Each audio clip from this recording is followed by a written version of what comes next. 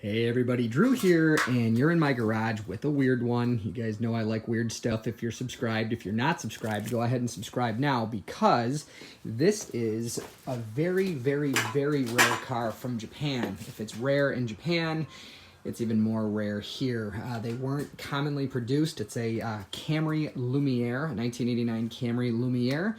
And they weren't common in 1989. They're certainly not common today in 2023.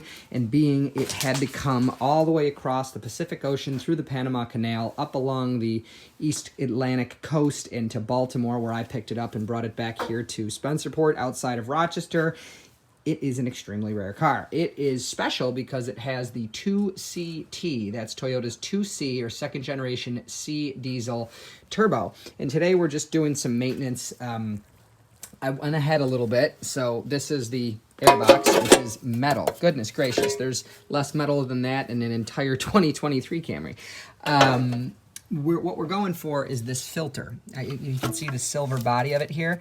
So this is how you prime it. That's basic. You whack that with your hand. That's the fuel filter for the diesel. So it's a very important maintenance item. Underneath it is I'm not sure if you can see that on this tab here.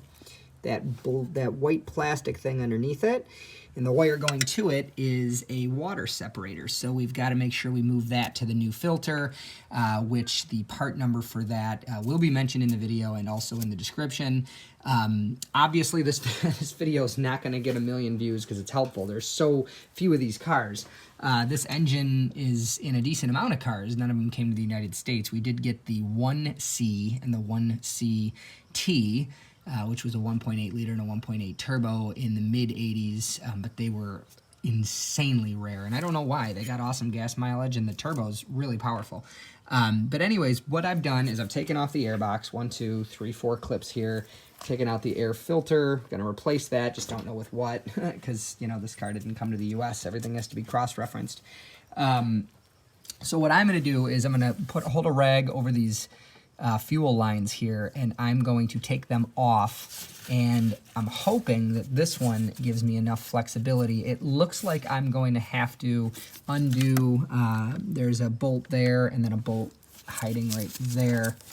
I'm gonna have to undo that and lift the whole assembly out. I just want to make sure the lines are off at first. And lift it out. I'm going to loosen the filter itself first, and then I'm going to lift out the whole thing because it doesn't seem like there's another way to actually get it down and out of there. So stay tuned. Not as bad as I thought. So there is this harness right here. You're going to want to unplug that harness and then take off that fuel line and that fuel line, and it drops right down in there. Of course, try not to drop it like I did, but it'll fit between what I assume is the return line there and the heater hoses.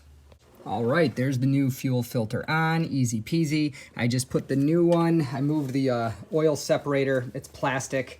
It's like a serrated, almost like a gear on the edge. You're just gonna use a rag to unscrew it off the old one, screw it onto the new filter. I filled my new filter with seafoam on the advice of a buddy of mine that imports tons of diesel Toyotas. Just a all-around good diesel mechanic said to do that and then let the injectors hot soak. I made sure this car was warm before I started. Gonna run it for probably 2 minutes or so, then shut it off, give it about 20 minutes or so, and then drive it kind of hard for about 30 minutes or so. But the gist of it is just, you know, put the fuel lines back on. You see how it fits between that return line, or what we assume is the return line, and those heat hoses. Just, you know, I dropped it in there, then filled it with seafoam, then very carefully lowered it the rest of the way, put it back on. I hit this a few times just to make sure there was no air pockets in there. This is a hand primer. And then I'm just gonna put the intake duct and cover back on. I made sure to plug in that harness, which again is, it's not literally this one right here. I may have accidentally pointed at that one. I mean, it should be obvious. It's the only harness coming up from the water fuel separator. So easy peasy, not as bad as I thought it'd be. So I'm Drew. Hopefully this video, I'm not going to say is helpful. I'm going to say entertaining. Again, you guys are definitely not watching this because you have the same car. I mean, if you are, reach out in the comments because I want to know about it.